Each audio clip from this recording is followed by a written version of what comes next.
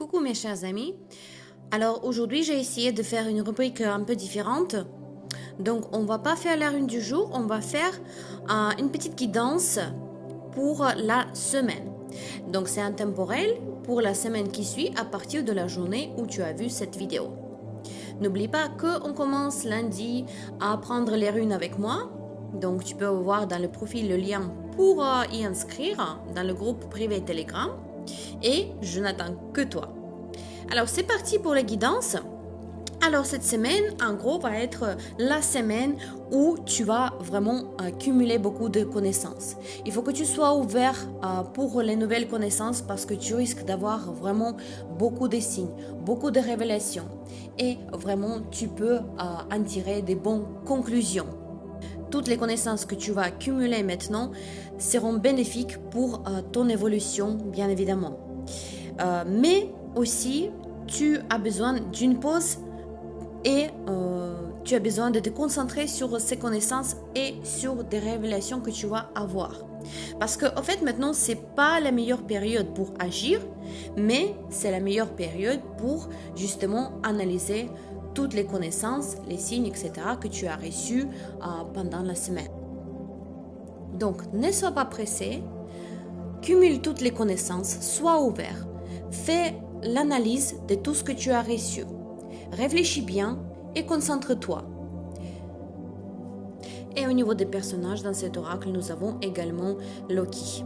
Loki, c'est un dieu trickster. Donc, un conseil pour toi, d'abord, méfie-toi des apparences. Parce que peut-être il y a une personne dans ta vie qui a effectivement une apparence trompeuse. Je vous rappelle que Loki, c'est un métamorphe. Et il enseigne les leçons de la vie, même aux dieux scandinaves, en changeant sa forme, en jouant avec les dieux et avec leur comportement, en trompant. Mais en soi, il n'est pas de nature maléfique. Il est là justement, ou son aspect métamorphe, pour justement restituer l'équilibre, démasquer les injustices, démasquer vraiment les erreurs qui même les dieux peuvent commettre, et aussi pour nous montrer qu'il ne faut pas avoir une attitude trop sérieuse concernant la vie.